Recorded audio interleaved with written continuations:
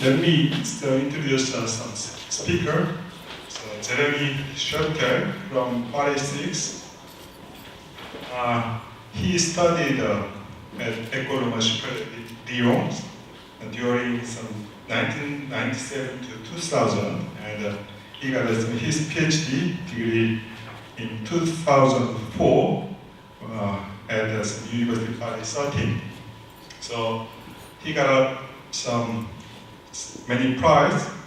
So let me introduce some of them. He got some Pecot Prize of some College de France during some 2006 to 2007, and also he will get soon Alexander Johannes Prize of the French Academy of Science this year. So his title of talk is the resolution of the Aug20Wed curvature conjecture in the general relativity. Please.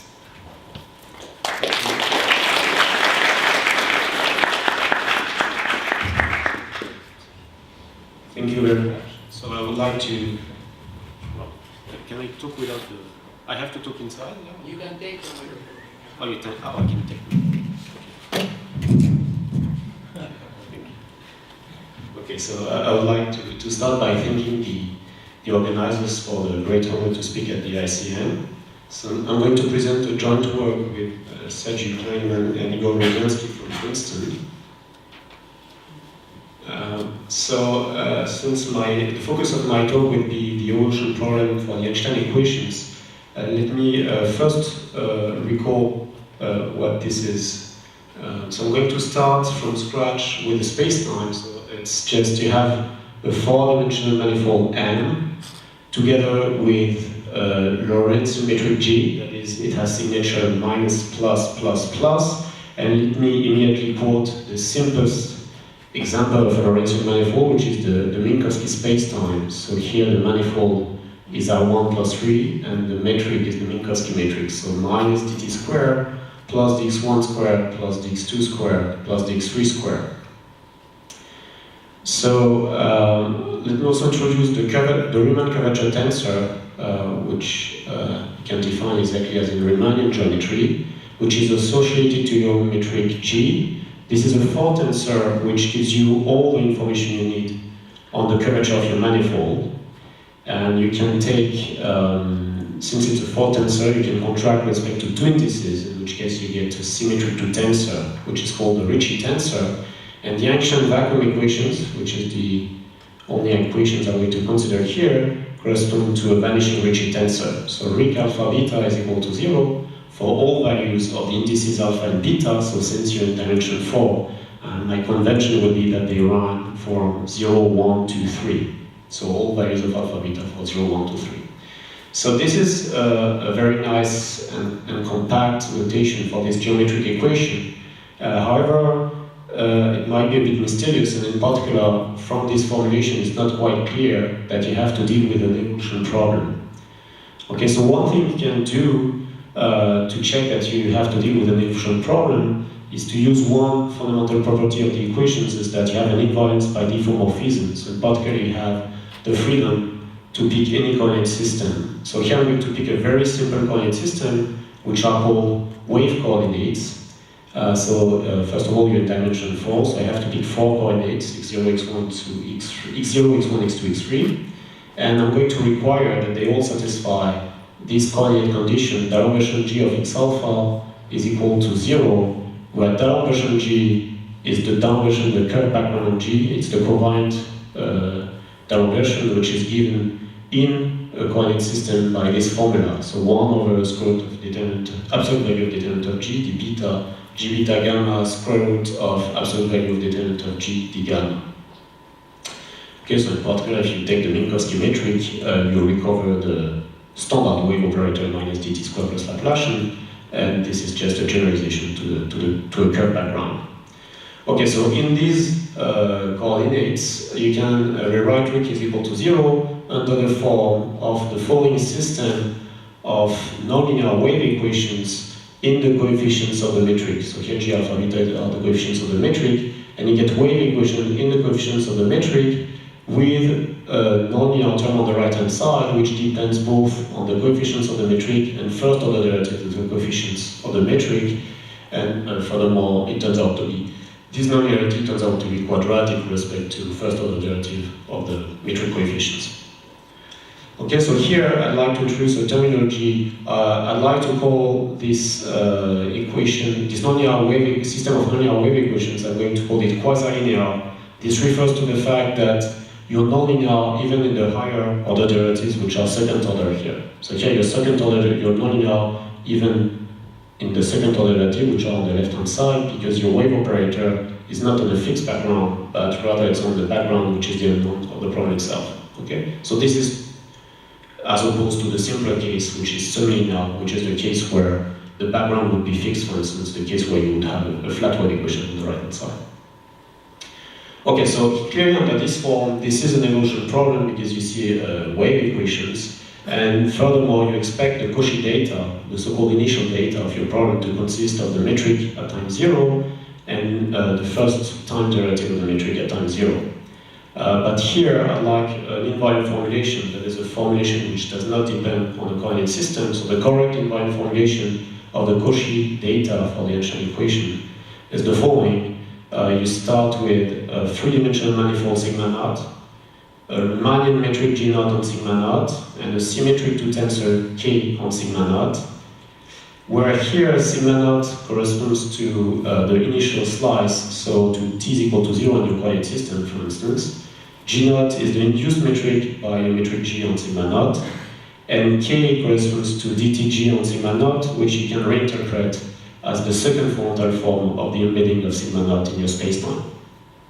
Okay, so in particular, solving the Einstein equation, solving the evolution problem for the Einstein equation consists in constructing a spacetime which is richly flat, and such that sigma naught is a hypersurface of your spacetime, G naught is the induced metric of G, and K is the second fundamental form of the embedding of sigma naught in your constructed spacetime M.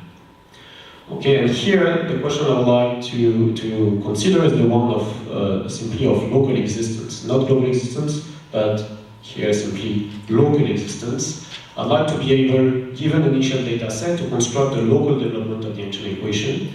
And more precisely, I'd like to look at rough solution. I'd like to see how rough can my initial data be, and still I can construct a local development of the Einstein equations.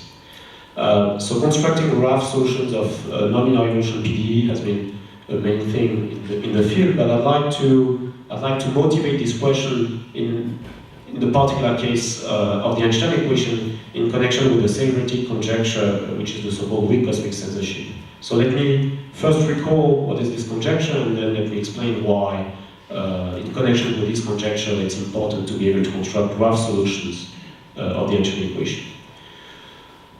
Okay, so first of all, let me start with a famous celebrated solution, celebrated explicit solution of the Einstein equation, which is the Schwarzschild solution. So of course, the easiest solution, explicit solution, is the Minkowski spacetime, but you also have other very important explicit solutions, and Schwarzschild is one of them. So it's actually a family, a one-parameter family of solutions. And these solutions are strictly symmetric, static, and famous for, in particular, for containing a non-rotating black hole. And furthermore, it turns out that they also contain a singularity. So in spherical coordinates, if r is the radial coordinate, you have a singularity sitting at r is equal to 0. And since after all the Einstein equation is a physical theory, you might wonder whether singularities are undesirable from the point of view of the physical theory. Okay, in particular, shouldn't it be a problem that you have access to observation of a point in space-time where physical quantities blow up, physical observation blow up? So the idea is that actually, so first of all, r is equal to 0 turns out to be inside the black hole of Schwarzschild. So I should have said that the black hole is a compact region of the spacetime out of which light cannot escape, or if you want, from a mathematical point of view, out of which future directed null geodesics cannot escape. And therefore,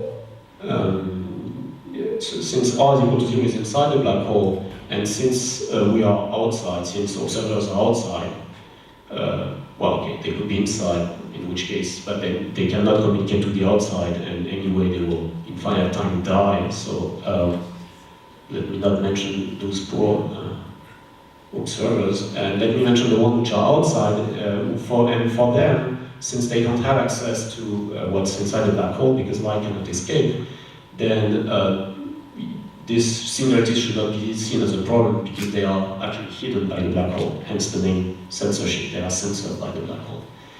Okay, and the conjecture, the Wood-Bussing censorship of Penrose from 1969 is that this is actually a generic behavior for spacetime. It's not only true for Schwarzschild, but it's actually true generically for generic spacetime. So the conjecture is that singularities are generally hidden by a black hole. So I've included a more precise statement here. I mean, it's still vague, but it's a bit more precise, that for generic asymptotically flat initial data, the maximum Cauchy development of the corresponding solution of the Einstein equation has complete future under infinity. Okay, but since this is a broad audience, let me just go back to this less precise statement, which I think is more intuitive. Okay, and here there is an important word in this statement, is the word generic. So the idea is that you start with a spacetime which has a naked singularity, so a singularity which is not hidden by a black hole, and what you would like to prove is that if you perturb with an arbitrary small perturbation the initial data of this spacetime, you get a new spacetime, you can obtain a new spacetime which this time has a black hole which covers the singularity. And then the idea is, I mean, the question is, in which norm should you measure this arbitrary smallness? And here, well, before going to the next slide, where I'll be much more specific by quoting one specific example, let me first argue heuristically that already here you'd like to have rough solutions, simply because you'd like two things at the same time. You'd like to measure in the norm such that your perturbation is small, but at the same time you'd like your perturbation to generate a black hole, so it should be large enough to generate a black hole. So it points towards, if you want something clearly which is at the same time small and large, which certainly points towards rough solution, because in the rough norm you can be small in the rough norm and yet large or infinite in a smooth norm. But I mean, this is just sorry. When you say maximal Cauchy development, would it be Kerr solution or Schwarzschild one? So now I'm talking about the general solution. So we have a general initial data, not a part. Maximal Cauchy, wouldn't it mean Kerr solution instead of Schwarzschild one? So no, I'm talking about the Cauchy development of any initial data, not a special initial data to either Schwarzschild or Kerr. Okay, we can discuss that later. Okay, so now let me give you a specific example where this conjecture has been solved. So it's the case of spherical symmetry, where there is the seminal series of work of Crystal Rule in the 90s, which culminated in 1999 with a paper in the Annals where you can find the following result, that weak cosmic censorship holds true generically for the Einstein equations coupled to a scalar field in spherical symmetry.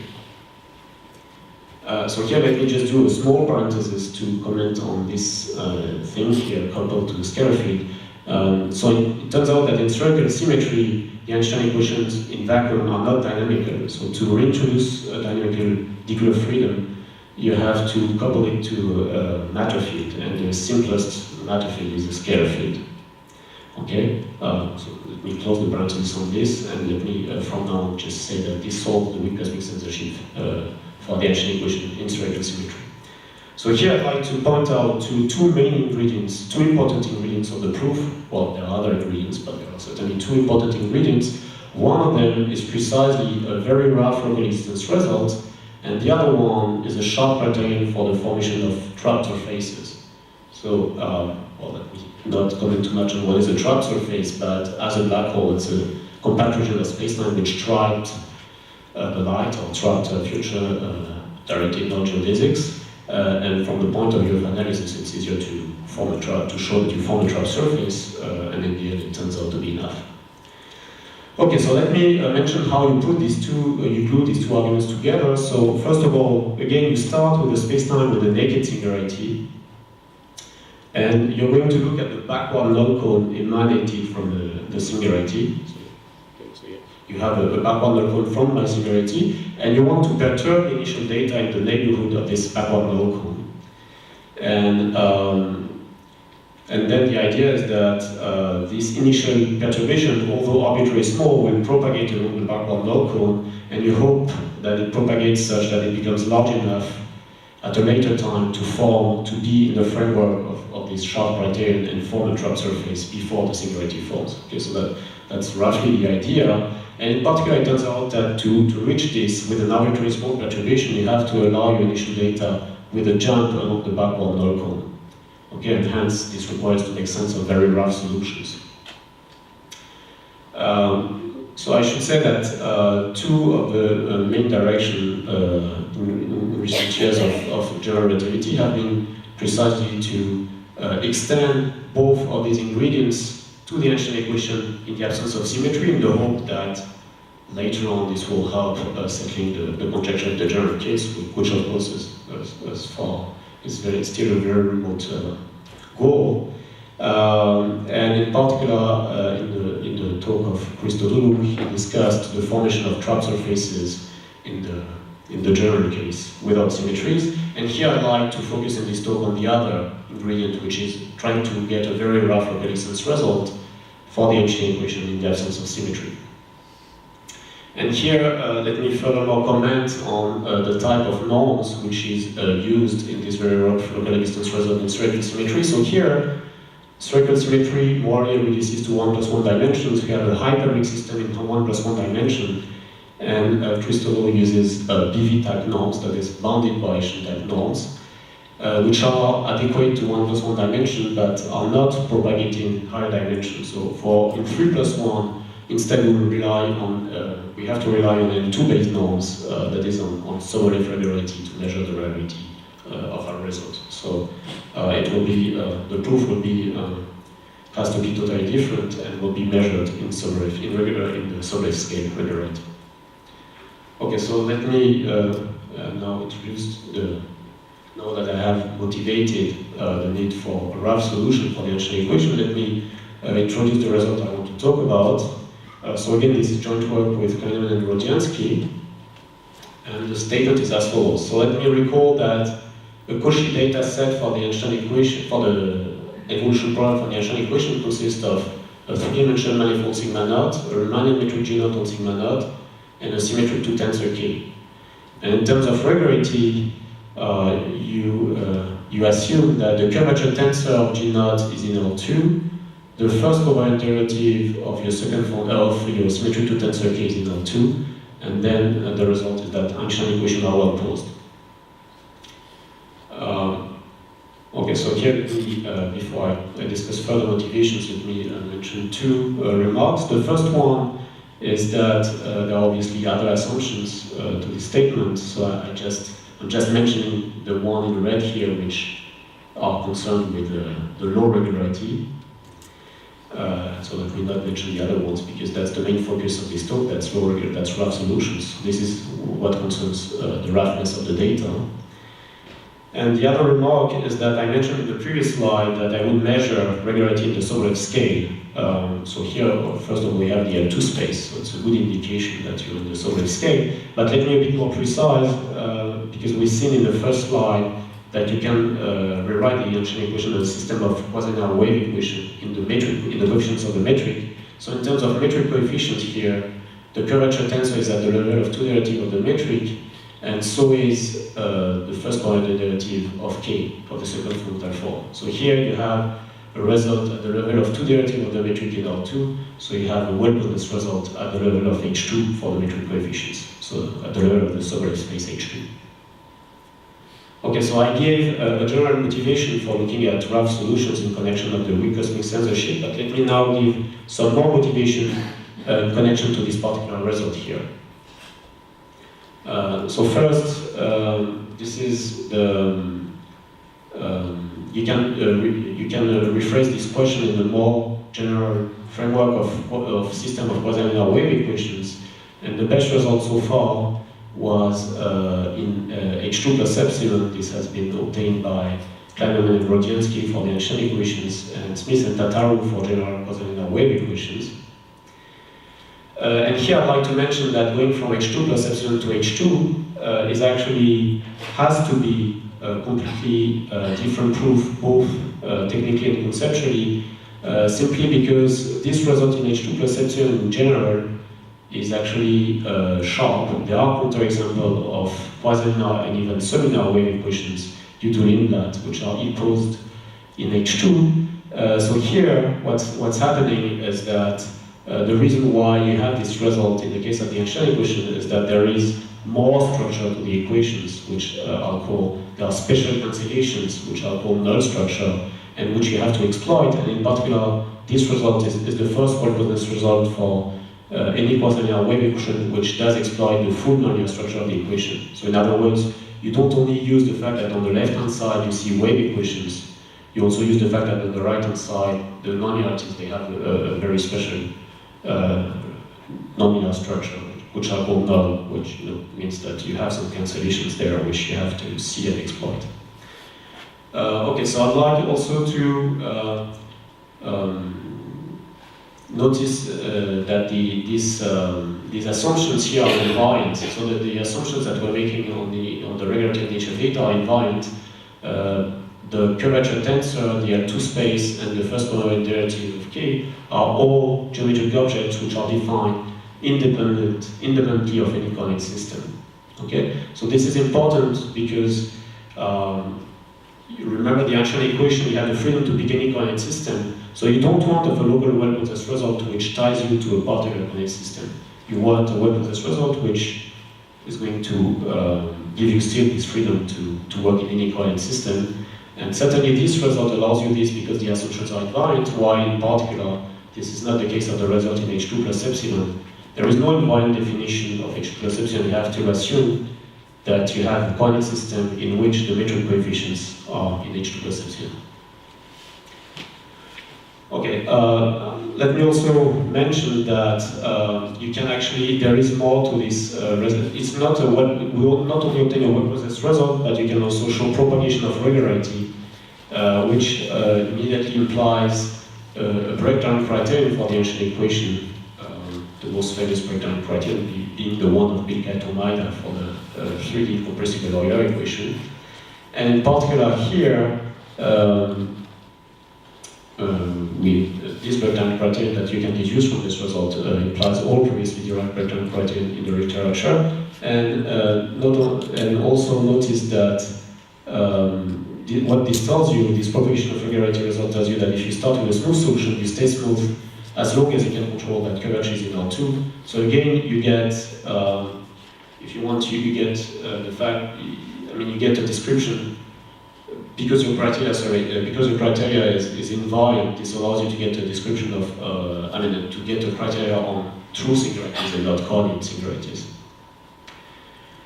And finally, so far I discussed the fact that you're constructing graph solutions and that the assumptions are invariant, but I'd like to ask the question whether this result is as rough as it gets.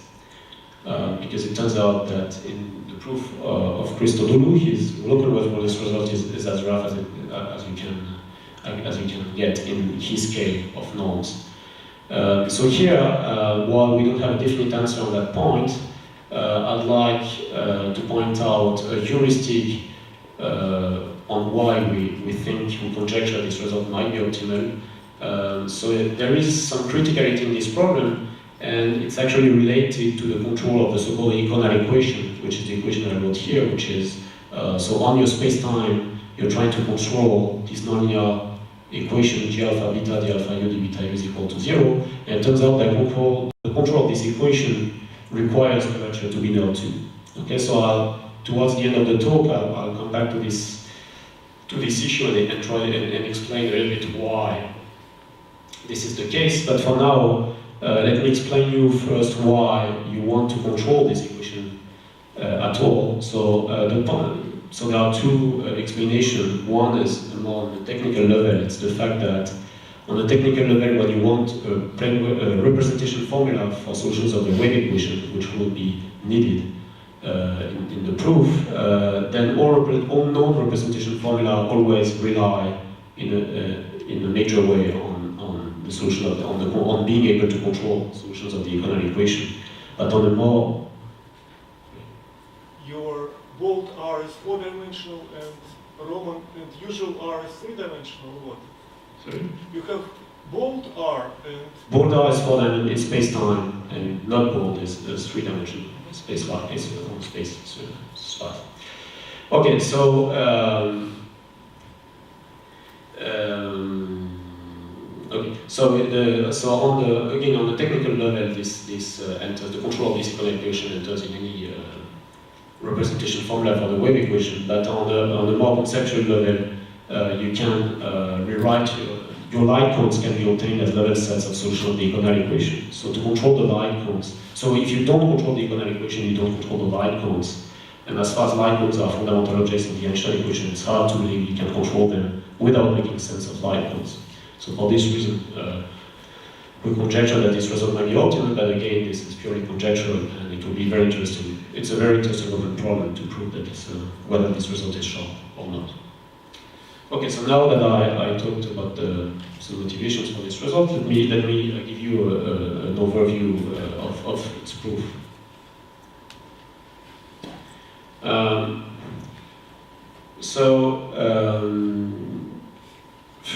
First, let me recall that this result is true only because there is a specific nonlinear structure which are called null, and which you have to exploit, but before you even exploit it, you first have to uncover it. So the point is that, as in the first slide, when you look at which is equal to 0, it's kind of a mysterious equation. It was already not obvious that it was an evolution problem, and now we're asking for more. We want this evolution problem to have a specific nonlinear structure. So again, the idea is you want to pick a coordinate system in which you can recast in where the Einstein equation take the form of a nonlinear system of nonlinear wave equations with a very specific nonlinear structure on the right-hand side, this so-called null structure. So it turns out that the wave coordinates are known to violate this null structure, this null condition. So they are not adequate for what we were trying to do, and it turns out we couldn't find a coordinate system which was appropriate. So instead, what you can do is rely on orthonormal frames. So what we do is that we use the Cartan formalism of moving frames to recast the Einstein equation as a quasi-linear Young-Mills theory. So you don't need to know what is a Young-Mills theory. The only thing that is important here is, so first of all, I'm discussing classical Young-Mills. I'm discussing a quasi-linear analog of classical Young-Mills. So the only thing you need to know is that classical Young-Mills equation is a seminar system of hyperbolic type, which is known to have a null structure. In other words, you can massage it to extract a system of wave equations with a null structure. Okay? And here what you obtain is a system which has formally the same structure, except that it's not seminar. In other words, the background is not fixed. Think of Minkowski. Instead of having a system set on the Minkowski background, you have a system set on the background, which is your spacetime, so which is the unknown of the problem itself, the one you're trying to construct. So from that point of view, because you don't get a fixed background, but the background which you have to construct itself, this is why we call it a quasi-linear version of Young-Mills. Okay, but anyway, since you know how to exhibit the null structure in classical Young-Mills, this gives you a blueprint on how to be exhibited in the quasi-linear case. Of course, well, because it's quasi-linear, you have to massage more, but it turns out that you are able to massage enough to get this null structure. So in other words, to get the wave equations with null structure on the right-hand side. Okay, so once you have done this first step, and you have obtained wave equations with a null structure, that's the part where you uncover the null structure, but then you have to exploit it. And the right way to exploit the null structure is to prove so-called bilinear estimates. Well, let me maybe not say too much about those. It's just, it turns out it's the right way to, you have to find an estimate which is sensitive to the refined structure of your product, and well, the usual estimates that you do are usually insensitive to the product. Any product, they will estimate it in the same way, so you have to look at more refined estimates, which are called binary estimates. So, yeah, of course, the twist here is that you have to prove these binary estimates not for solutions of the flat wave equation, but for solutions of the wave equation on the curved background, which is not only curved, but it's rough because you only control curvature node. Okay, so after these two first steps, you should consider the proof as being done because you have uncovered the null structure and you have exploited it. So you might wonder why you have two additional steps. So these two additional steps are actually two black boxes which are needed to prove these binary estimates. Again, in the flat case, the proof of binary estimates relies heavily on the Fourier transform. But of course now in the curved and rough case, you can certainly not use the Fourier transform, so you have to come up with a conceptually totally different proof, and in particular this proof has to use these two additional ingredients here, or two black boxes if you want. One of them is the fact that you need a plane wave representation formula for solutions of the wave equation on a curved background. So this is it's a generalization, if you want, of the standard plane wave representation for the flat wave equation, but in the curved and rough setting. And you also need to prove so-called a sharp L4 Strickhardt estimate for the solution of the wave equation.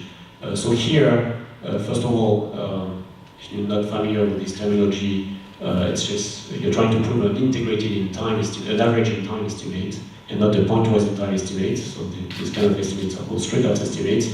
And furthermore, here I call them sharp because you have to prove in your curved and rough setting the exact estimate, the same estimate, which is sharp for the wave equation in dimension 3, in 3 plus 1 if you want. Okay, so first of all, so let me end this slide about the strategy of the proof with two remarks. The first one is that step number A is actually purely algebraic, but step B, C, and D are about proving estimates, and here you should think that you're in the framework of a big bootstrap procedure, so this means that whenever you do estimates in step B, C, and D, your main constraint is that curvature is not 2. And the other thing is that you might think that the null structure is only important in step number B. That is, you have to use it only once and that's it. It's actually not true. It turns out that the null structure is important and needed at all levels in step B, C, and D. In particular, it's very important to make sense of the plane wave representation. You also have to heavily use the null structure. So it's really, I put that point out, one point in the proof where this comes up. It really comes up at all levels.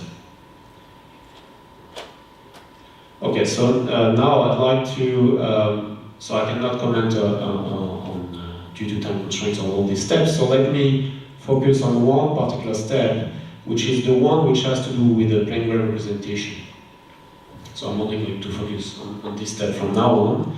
And first of all, I want to explain to you how you construct this plane wave representation, and then we'll see why the economic equation is important, and I'll finish by commenting on how you control the economic equation, and I'll come back to the point I discussed earlier about the need for having curvature result 2.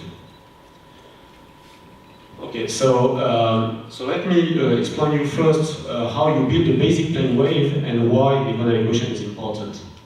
So I'm taking a basic plane wave to be as follows. You have exponential I lambda u of tx omega, where tx are my physical space variables, so my space-time variables, and lambda and omega, you should think of them as Fourier parameters in R3 expressed in spherical coordinates. So lambda is my radial coordinates, so it's a positive number, and omega is my angle, so it's an angle in R3, so it runs on the 2 sphere. Okay? And now I want to say, I want to see how good this approximation is to the wave equation. So I'm plugging the wave equation applied to this basic plane wave, and you can see that you get two terms. So the first derivative of your covariant derivation falls. You get the power of lambda and the derivative of u, and the second derivative can either fall on the exponential or back on the first derivative of u. So if it falls on the exponential, you pick a second power of lambda, so you get a lambda square, and then you get g alpha beta d alpha u d beta u. And if it falls back on the same u, then you only have one power of lambda, and you pick up the down version of u. Okay, and the point is to understand which of these two, because you cannot cancel both at the same time. The point is to wonder what is the worst term, and the worst term I claim is the one in red, because the wave operator only regains one derivative, while here, because lambda as a frequency parameter is the norm of the frequency, here you get two derivatives. You have an lambda square, so you have two derivatives. So because you cannot recover them, you have to kill this term to have a useful primary representation. Okay, so how to kill this term? Well, simply by asking that this quantity is zero, which is precisely the Econel equation. So I'm asking my phase u to satisfy the Econel equation, and then because I kill this term, in the end, this is how well your basic plane wave approximates the wave equation. So you have down version g of your basic plane wave ei lambda u is I lambda down version g of u ei lambda u. Okay, so here, first of all, notice that in the flat case, you immediately see that you get an exact solution. Of course, it's very special to the flat case. In general, you see that you don't get an exact solution, it's only an approximate solution because you have this error term. But in the flat case, because your phase in that case will simply be plus or minus t plus x dot omega, your phase is linear, and you differentiate twice with the down version, so you get zero. So in the flat case, you actually get zero, but again, in the general case, it's only an approximation, an approximate formula, not an exact formula. Okay, and then of course, this is one basic plane wave. Then what you want to do is to superpose these plane waves to generate any initial data. We're trying to approximate the wave equation, so it's not enough to approximate the wave equation. I need to be able to generate the initial data of the wave equation. So for that reason, you're going to take a linear combination of these plane waves to generate any initial data.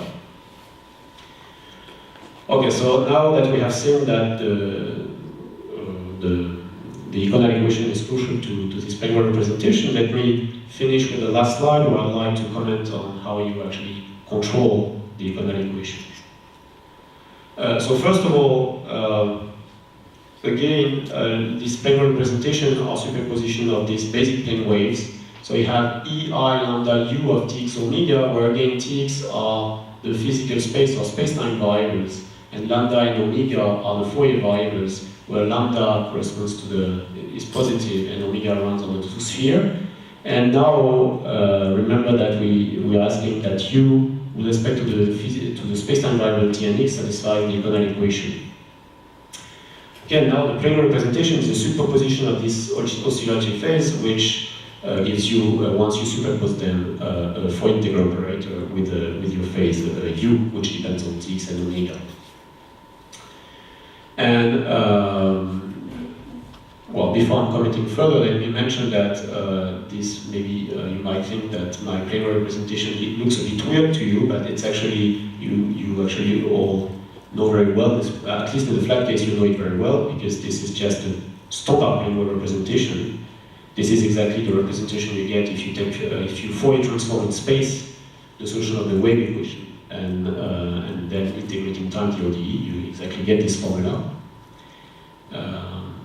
Well, technically you actually have two half waves, but we're not enter into that. And it's also well known to experts, at least in geometric optics, in the curve case as well. It's just the most basic term of the so-called lax parametrics of geometric optics. Okay, so the lax parametrics of geometric optics has a phase which satisfies the Econel equation, which is exactly the oscillatory phase that you see here. And then it also has a symbol. It's a Fourier integral operator with a phase and a symbol. And the symbol is, in that case, the symbol, we don't have enough regularity to make sense of the symbol, and that's why we just keep the main term, which is the term involving the Econel equation, which turns out to be enough. Okay, so now, obviously, because you have a Fourier integral operator, to control it, you want to integrate by parts. You will need to integrate by parts, and for that reason, you need to extract as much possible regularity as possible for you, both with respect to tx and omega. And let me finish this talk by mentioning some key points key remarks having to do with this control of the diagonal equation. Okay, so so of course, obviously, the first point is that, as always, your main constraint is that curvature is only nil 2. So obviously, with respect to the space-time variable T and X, you can only differentiate this equation twice, because then you reach the curvature tensor, which means that I can control at most 3 derivatives of u. I mean, we cannot control more than 3 derivatives of u, so this certainly limits the regularity of your phase with respect to T and X variables. But you also have this parameter omega, and you might wonder whether you are smooth with respect to omega, simply because omega is a Fourier parameter for your planar representation, but in particular, the space-time does not see omega, so your metric G has nothing to do with this parameter omega. And in particular, I am allowed to differentiate this equation as much as I want with respect to omega. So for what reason is it that I am limited with respect to omega derivatives? And the reason simply is that you have to look at what is the structure of this equation. This is simply, the diagonal equation is simply a nonlinear scalar transport equation. So as any transport equation, it has more derivative in the direction of the transport. And in particular, because it's nonlinear, the transport depends on u, and therefore it depends implicitly on omega. So once you differentiate with respect to omega, it turns out that you rotate the direction of transport, you obtain a direction which is orthogonal to the transport, and because you have more derivative in the direction of the transport, you start losing derivative. And it's this loss, this process of losing derivatives, which severely limits the regularity with respect to omega. And actually, it turns out, if you do your math, that the regularity is as limited in omega as it is with respect to space-time variable T and X. I should also mention that because you have a transport equation, obviously you need to set an initial data for your phase. That is, at time 0, I need to prescribe u of 0x omega. And what you do 100% of the time for the lax parametrics is that you set up your initial data to be equal to the x dot omega, that is the phase of the inverse Fourier transform in a coordinate system. You do this because then it's immediate to see that you can generate any initial data for the wave equation just by using the usual standard properties of the Fourier transform, in particular the fact that it's invertible. So this is of course the choice you should always do, but it turns out that at this level of regularity, this choice is actually forbidden to you. If you do it, you start losing derivatives. So you cannot do this choice that everybody does, which is just taking the phase of the inverse Fourier transform. So you have to do a more geometric choice, which turns out to be related to the mean curvature flow, and that's the choice which, as it turns out, allows you to extract as much regularity as possible, both with respect to x and omega. And finally, let me conclude with a last remark, which is in connection to the remark I did for the last remark, motivation I gave for the theorem, where I said that curvature L2 is minimal to control curvature L2 is minimal to control the diagonal equation. So here I'd like to be more specific and recall that for the diagonal equation, since in the nonlinear transport equation, the standard method to control the diagonal equation is the so-called method of characteristics. So what you want to do is to show that characteristics do not cross. And in particular, it turns out that here the characteristics are not geodesics of your space-time. So you want to prevent that geodesics cross, which is precisely called, in geometry, it's called the control of the radius of injectivity. So it turns out that curvature L2 is minimal precisely to be able to control the radius of injectivity of the level surfaces, of hypersurfaces of the phase U. Okay, well, I'm going to stop here. Thank you very much for your attention. Do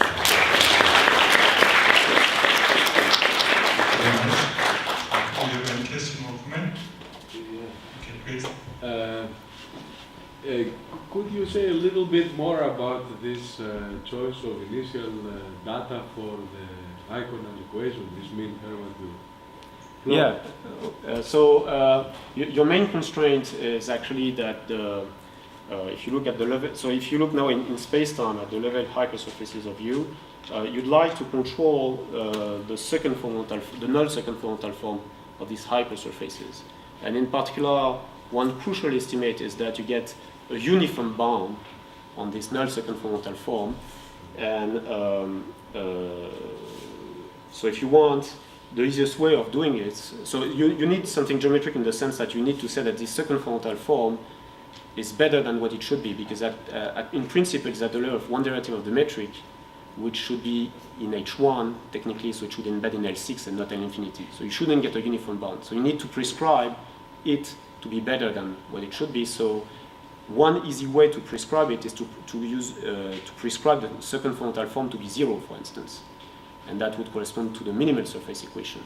You prescribe the second fundamental form to be 0, therefore it's certainly in L infinity, and that's the mean curvature flow. Sorry, that's the minimal surface equation. But this to be 0. Sorry? The trace to be 0. The trace to be 0, yeah. Oh, what did I say? The mean curvature. Sorry, the trace of the second fundamental form.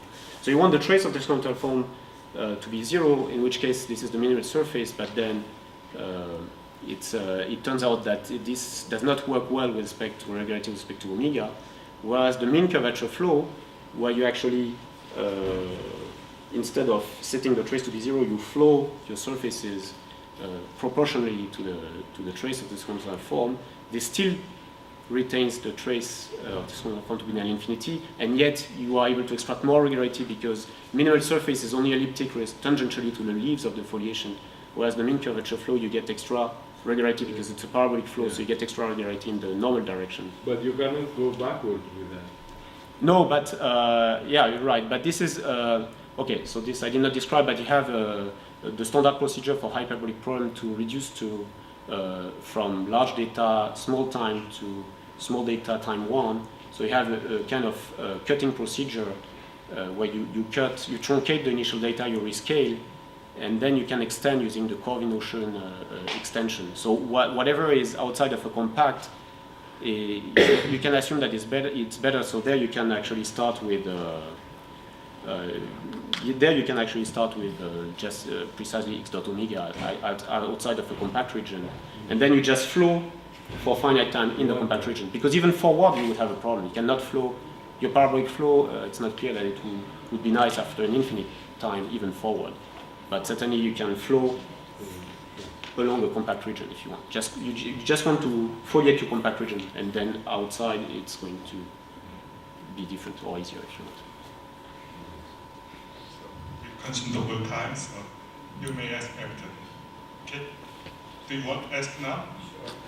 Sorry, this is a slightly funny question because it involves two talks. But earlier on this Congress, Michalis Defermis was explaining the solutions coming from perturbations of the black hole, which have weaker singularities on the Cauchy horizons. Mm-hmm. So how does the regularity of these solutions, or the expected regularity of these solutions, relate to the regularity needed for this result?